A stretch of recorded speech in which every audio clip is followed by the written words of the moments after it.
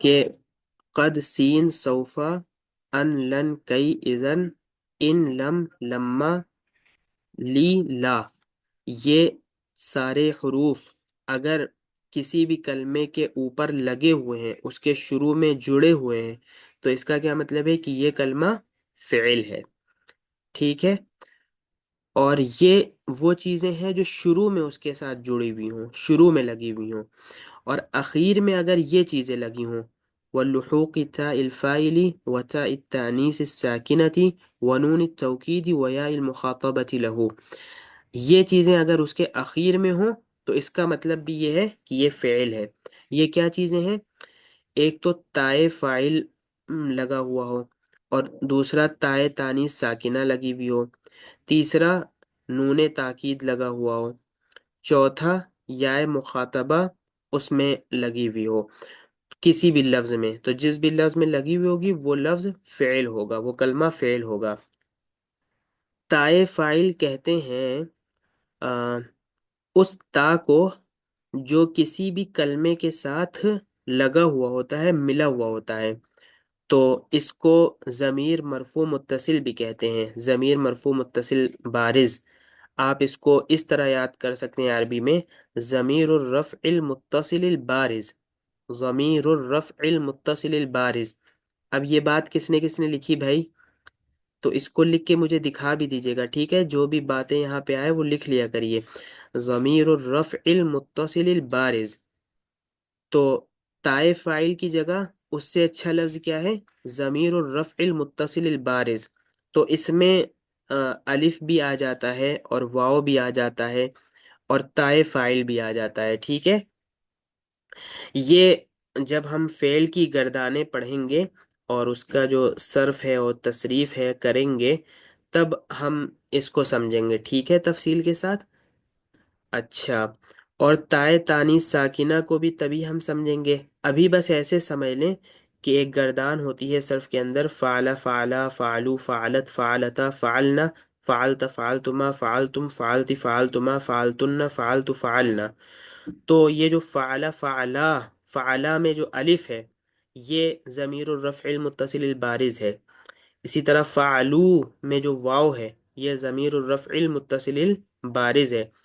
فعلت، فعلت میں جو تا ہے یہ تا التأنیث الساکنہ ہے، ٹھیک ہے؟ اور فعلتا میں جو اخیر میں تا ہے اور الف ہے، پھر تو تا جو ہے یہ تو تا التأنیث الساکنہ ہو گئی، اور الف یہ لحوق تائے فاعل میں شامل تھی جو ضمیر الرفع المتصل البارز ہو گئی، ٹھیک ہے؟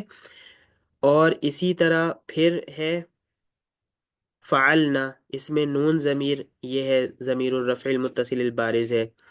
اسی طرح فعلتا، فعلتا، فعلتی، فعلتو، یہ فعلتا فعلتی فعلتو ہے، یہ ہو گیا لحوق تائے فاعل، تو ضمیر الرفع المتصل البارز میں یہ بھی آ جاتا ہے۔ تو یہ سب جو ہے ضمیر الرفع المتصل البارز میں آ جاتے ہیں، اور یہ جب ہم گردان پڑھیں گے تب اور زیادہ اچھے سے سمجھ میں آئے گا، ٹھیک ہے؟ اچھا، ونون التوکیدی، ونون التوکیدی، اور نون تاکید کا ہونا، اخیر میں تاکید کا نون ہونا۔ تاکید کا نون کہتے ہیں کہ کسی بھی اس کے اخیر میں، یعنی کسی بھی کلمے کے اخیر میں ایک نون ہو، اور وہ نون ثقیلہ ہو یا خفیفہ ہو۔ ثقیلہ کا مطلب یہ ہے کہ اس پہ تشدید لگی ہوئی ہو، اور خفیفہ کا مطلب یہ ہے کہ اس پہ جزم و سکون لگا ہوا ہو۔ تو کسی بھی لفظ کے اخیر میں اگر ایسا نون آ رہا ہے جو ثقیلہ یا خفیفہ ہے، تو نون تاکید ثقیلہ یا خفیفہ ہے، تو اس کا مطلب یہ ہے کہ یہ لفظ کیا ہے؟ یہ لفظ فعل ہے۔ اچھا، اسی طرح تو دیکھیے جیسے نون تاکید ثقیلہ اور خفیفہ کو ایسے سمجھیے کہ جو ایک تنوین ہوتی ہے کسی بھی لفظ کے اخیر میں، جب ہم نے کہا کتاب، کتابن، کتابن، تو اس کے اخیر میں جو نون کی آواز آ رہی ہے تو یہ نون تنوین ہو گئی ایک طرح سے، اور اگر یہ والی آواز نہ آئے تو نون تاکید ثقیلہ ہے، نون تاکید ثقیلہ، لیف علن، لیف علن، لیف علن، تو یہ سب نون تاکید ثقیلہ اور خفیفہ ہے.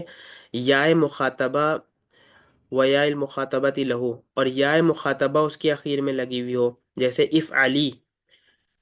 تو دیکھیں یہ جو اخیر میں چیزیں آئی ہیں کہ ضمیر الرفع المتصل البارز اس کے اخیر میں لگی ہوئی ہو، تائے تانیث ساکنہ اس کے اخیر میں لگی ہوئی ہو، نون تاکید اس کے اخیر میں لگا ہوا ہو، اور یا مخاطبہ اس کے اخیر میں لگی ہوئی ہو، تو یہ ایک گردان جب ہمارے سامنے آئے گی، ایک صرف اور تصریف جب ہم کریں گے فعل کی، تو ہمیں یہ چاروں چیزیں اور قاعدے سے سمجھ میں آ جائیں گی. ٹھیک ہے.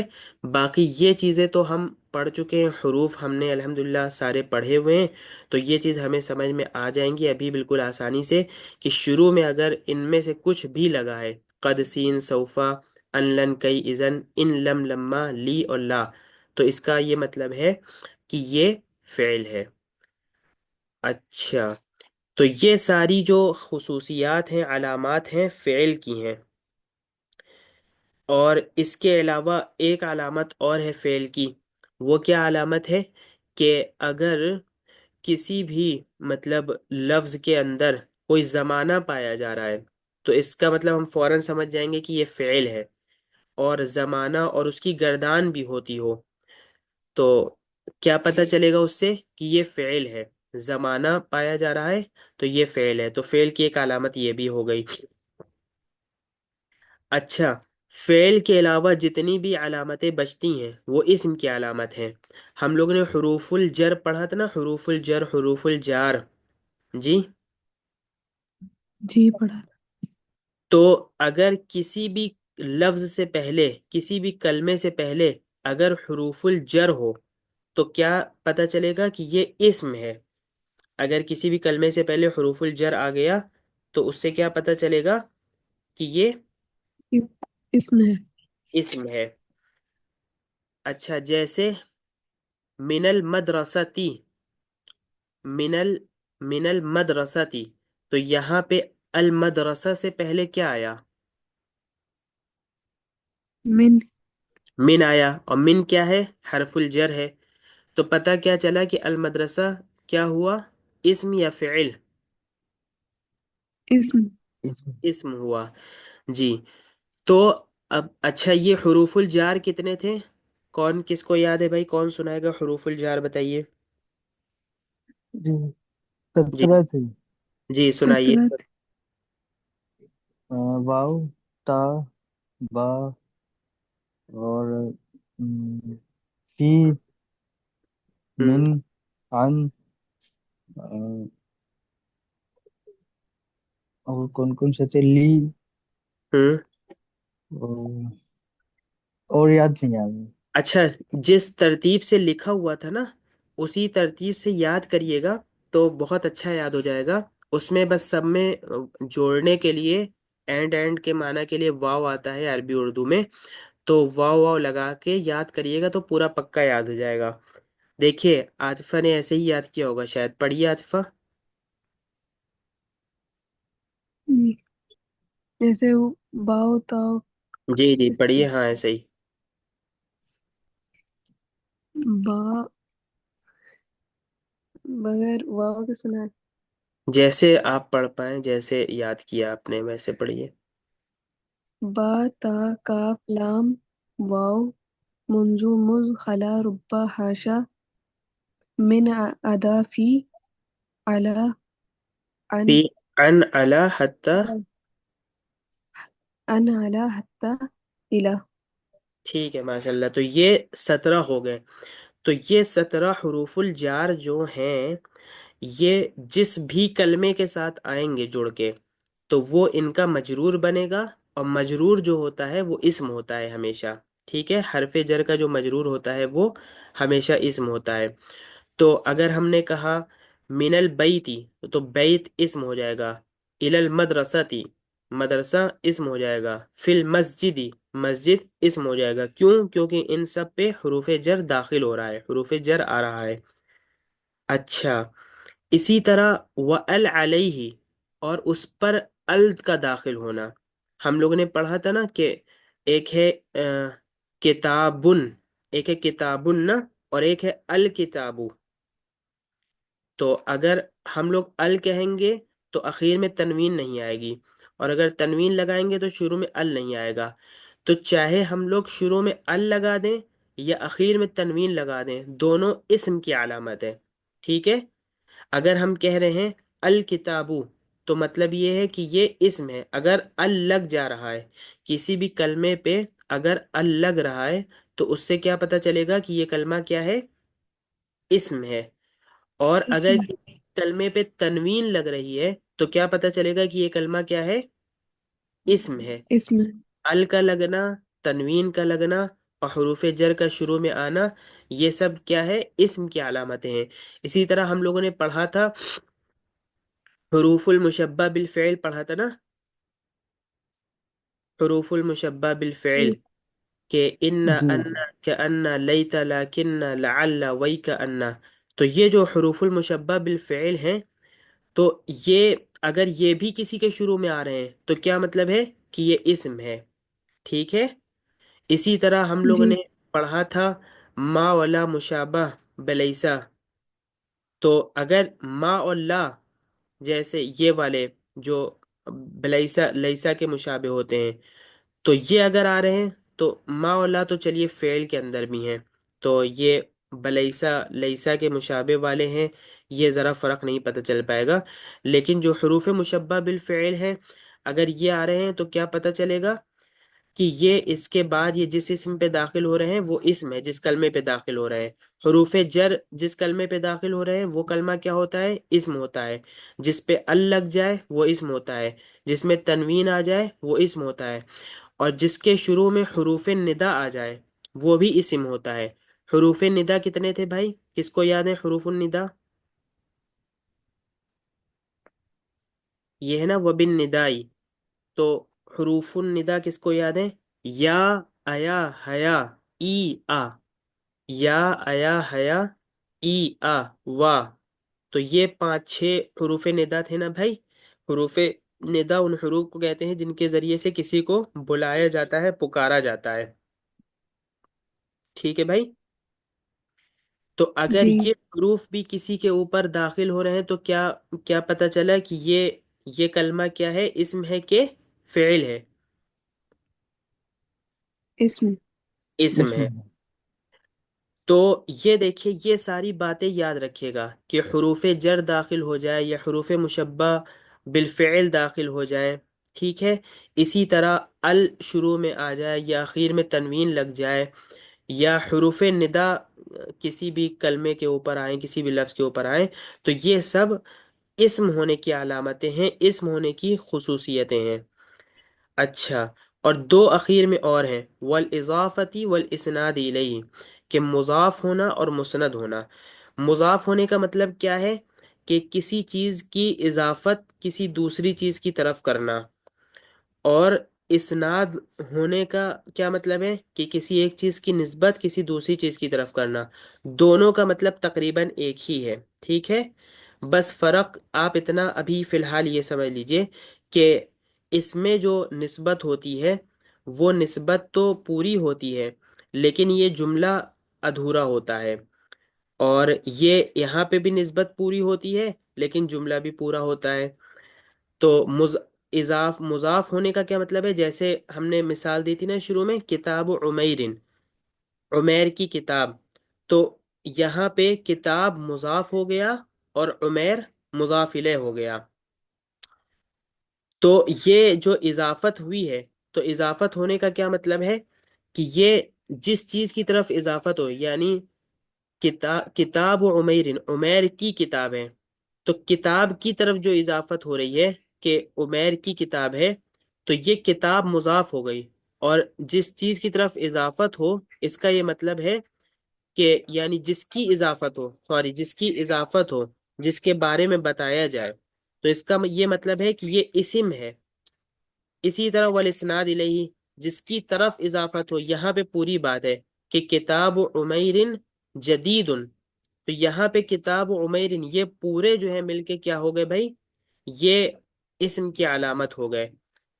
تو یہ ایک دو چیز ہے، مضاف ہونا، مسند ہونا، اس کو آگے ہم اور قاعدے سے سمجھ لیں گے، ٹھیک ہے؟ اسی طرح لحوق تائے فاعل، تائے تانیث ساکنہ، نون تاکید اور یا مخاطبہ، اس میں 4 چیزوں کو اور اس میں 2 چیزوں کو آگے ہم اور قاعدے سے سمجھ لیں گے، ٹھیک ہے؟ یہاں پہ بس اس کو یاد کر لیجئے. اور باقی جو چیزیں ہم پہچانتے ہیں، یہ سارے حروف ہیں، یہ سارے حروف ہیں، ال ہے، تنوین ہے اور حروف ندا وغیرہ ہیں. تو یہ جن چیزوں کو ہم پہچانتے ہیں، یہ سمجھ لیں کہ یہ اسم و فعل کی علامتیں ہیں اور خاصیتیں ہیں. تو جہاں پہ بھی یہ آئیں گے، داخل ہوں گے، ہمیں فوراً یہ بتانا ہوگا، یہ پتہ کرنا ہوگا کہ یہ اسم ہے یا فعل ہے. ٹھیک ہے بھائی؟ جی. ٹھیک ہے. اس کے علاوہ بھی اسم و فعل کی کچھ علامتیں اور نشانیاں آتی ہیں، تو اس کو بھی ہم آگے انشاءاللہ آپ کو بتائیں گے، اور اس کی قسمیں بھی ہیں ان کو بھی بتائیں گے. تو وہ جیسے کیا نام ہے، اسم جو ہے، اسم کی علامتیں اور بھی بہت ساری ہیں، کہ جیسے اخیر میں تائے مدورہ کا ہونا، جو گولتا ہوتی ہے نا، کسی بھی اسم کے اخیر میں جو گولتا لگی ہوتی ہے، کلمے کے اخیر میں، عالمتن، فاطمتو، ٹھیک ہے، عائشتو، عالیتو، عاطفتو. تو یہ جو اخیر میں چھوٹی سی گولتا ہے نا، یہ کیا ہے بھائی؟ یہ اسم ہونے کی علامت ہے. اور وہ جو تائے تانیث ساکنہ ہے، یہ تائے تانیث ساکنہ پتہ ہے، یہ لمبی والی تا ہوتی ہے. آپ دونوں تا میں فرق سمجھ رہے ہیں؟ ایک چھوٹی گول والی تا ہوتی ہے نا، جو ہا ہا ہوتی ہے اخیر میں، حمزہ کے پاس میں ہوتی ہے، اور ایک الف با تا جو شروع میں تا ہوتی ہے، لمبی والی تا. تو لمبی والی جو تا ہوگی کسی بھی فعل کے اخیر میں، اور کسی بھی کلمے کے اخیر میں، وہ فعل کی علامت ہوگی. اور جو چھوٹی والی گول تا ہوگی کسی بھی کلمے کے اخیر میں، وہ اسم کی علامت ہوگی. اگر کسی کلمے کے اخیر میں چھوٹی گولتا ہوگی تو اس کو ہم کیا کہیں گے بھائی؟ یہ کلمہ اسم ہے یا فعل ہے؟ اسم. اسم ہے. اوکے. اور اگر لمبی والی تا ہوگی تو کیا کہیں گے بھائی؟ یہ کلمہ اسم ہے یا فعل ہے؟ فعل ہے. ٹھیک ہے بھائی، یہ بات سب سمجھ گئے؟ جی. ہاں. جی. اگر نون تنوین، کسی کے اخیر میں نون تنوین ہوگا تو اس کو ہم اسم کہیں گے یا فعل کہیں گے؟ وہ اسم کہیں گے. اسم کہیں گے. اور کسی فعل کے کسی کلمے کے اخیر میں نون تاکید ہوگا. نون تاکید 2 طرح کا ہوتا ہے، ہم نے بتایا تھا. ایک تشدید والا ہوتا ہے اور ایک جزم و سکون والا ہوتا ہے، کہ تشدید لگی ہوئی ہو یا جزم و سکون لگا ہوا ہو. تو اس کو ہم کیا کہیں گے؟ وہ فعل کی علامت یا فعل ہے. اسم کی علامت؟ فعل کہیں گے. ٹھیک ہے. تو فیل. ہاں، یہ نونوں کے فرق کو، تاؤں کے فرق کو، یہ سارے جو فرق ہیں ان کو سمجھیے. یہ جتنے تائے فاعل ہے نا، یہ تائے فاعل بھی لمبی والی تا ہے، اور تائے تانیث ساکنہ بھی لمبی والی تا ہے. تو جتنی بھی لمبی تا ہوں گی، لمبی تا کے اوپر چاہے جزم ہو، لمبی تا کے اوپر چاہے زبر ہو، لمبی تا کے نیچے چاہے زیر ہو، لمبی تا کے اوپر چاہے پیش ہو، لمبی تا فعل کی ہی علامت ہوگی، فعل ہی کی خاصیت ہوگی. اور جو چھوٹی والی تا ہوگی، گول تا ہوگی، وہ اسم کی علامت ہوگی. اچھا. وَيَخْتَصُّ الْحَرْفُ بِالتَّجَرُّدِ مِنْ خَصَائِصِ الْفِعْلِ وَالِاسْمِ. حرف کا مسئلہ آسان رہتا ہے، کہ حرف کی خاصیت کیا ہے، حرف کی علامت و نشانی کیا ہے، کہ فعل اور اسم کی جو خاصیتیں ہیں ان سے خالی ہونا ہی حرف کی خاصیت ہے. ٹھیک ہے. نہ اس کے اندر فعل کی کوئی، جس بھی کلمے کے اندر فعل کی کوئی خاصیت نہ پائی جائے اور اسم کی بھی کوئی خاصیت نہ پائی جائے، تو وہ کلمہ کیا ہو جائے گا؟ حرف. حرف ہو جائے گا. بس. تو ہمیں اصل میں یاد کرنا ہے اسم کی خاصیتوں کو اور فعل کی خاصیتوں کو. حرف حرف کا تو مسئلہ ہی سمجھ لیے کہ اسم و فعل کے ساتھ جڑا ہوا ہے. حرف کا معنی ہی ادھورا اور ناقص ہوتا ہے، یہ مکمل نہیں ہوتا ہے. تو جب ہم اس کو اسم و فعل کے ساتھ جوڑتے ہیں تبھی اس کا معنی مکمل ہوتا ہے. دیکھیں ہم لوگوں نے وہ جو پڑھا تھا، کیا کہتے ہیں، کتنے حروف پڑھے تھے تقریباً ہم لوگوں نے، مطلب سینکڑوں حروف پڑھے ہوں گے. اور اس میں کچھ تو حروف زائدہ ہوتے ہیں، یعنی وہ زائد حروف ہوتے ہیں، ان کا کوئی معنی نہیں ہوتا ہے.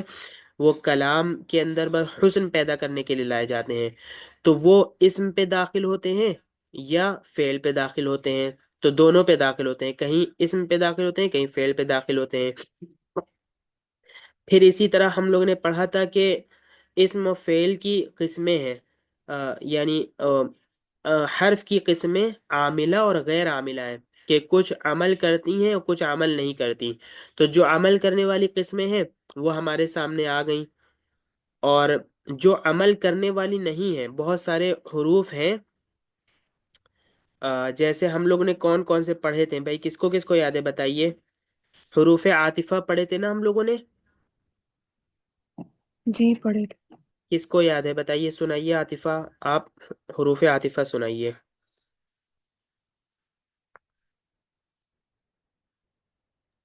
واو فا ہاں، ثم حتی، بل بل لیکن او حتی املا بل او لیکن، ام ٹھیک ہے، او یاد ہے ام ماشاء اللہ۔ تو عاطفہ، یہ جو حروف عاطفہ ہیں یہ اسم پہ بھی داخل ہوتے ہیں اور فعل پہ بھی داخل ہوتے ہیں، ٹھیک ہے؟ دیکھیں، فعل کی خاصیتوں میں حروف عاطفہ آیا کہیں؟ نہیں آیا۔ اسم کی خاصیتوں میں حروف عاطفہ آیا کہیں؟ نہیں آیا نا؟ تو نہیں کیا آیا۔ پتا چلا کہ یہ، لیکن یہ آتا تو ہوگا نا، جب ہے عربی کے اندر ہم لوگوں نے پڑھا ہے تو آتا ہوگا، تو کیا مطلب کہ یہ دونوں کے ساتھ آتا ہے، اسم پہ بھی آتا ہے اور فعل پہ بھی آتا ہے۔ اسی طرح حروف ایجاب ہیں، جو جس میں نعم، بلا، ای، اجل جواب دیا جا رہا تھا، وہ سارے حروف اسم پہ بھی داخل ہوتے ہیں اور فعل پہ بھی داخل ہوتے ہیں۔ تو اگر حروف عاطفہ آ رہا ہے یا حروف ایجاب آ رہا ہے یا حروف استفہام آ رہا ہے، حروف تخصیص، حروف تندیم، حروف تحزیز، حروف تنبیہ، حروف تفسیر، حروف مصدریہ، یہ جو سارے حروف جو ہم لوگوں نے پڑھے تھے، اگر یہ آ رہے ہیں کسی بھی کلمے پہ، کسی بھی لفظ پہ، تو وہ لفظ اور کلمہ اسم بھی ہو سکتا ہے اور فعل بھی ہو سکتا ہے، ٹھیک ہے نا؟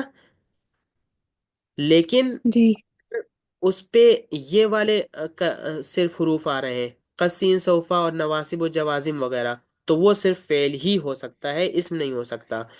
اور اگر یہ والے حروف آ رہے ہیں، حروف جر اور حروف مشبہ بالفعل اور ال اور تنوین اور حروف ندا اور مضاف و مسند الیہ ہونا وغیرہ، تو وہ صرف اسم ہی ہو سکتا ہے، وہ لفظ و وہ کلمہ فعل نہیں ہو سکتا ہے۔ یہ باتیں ہمیں خوب قاعدے سے یاد رکھنی ہوں گی، تبھی آگے ہم کسی بھی کلمے اور کسی بھی لفظ کو پہچان سکیں گے کہ وہ لفظ اسم ہے یا فعل ہے یا حرف ہے، ٹھیک ہے؟ جی چلیے اب آگے ہم 5-7 منٹ اور باقی ہے، تو ہم لوگ کتاب پڑھیں گے ایک، اس میں ہم انشاءاللہ آپ سے پوچھیں گے اور آپ انشاءاللہ بتائیں گے کہ یہ اسم ہے یا فعل ہے یا حرف ہے، ٹھیک ہے؟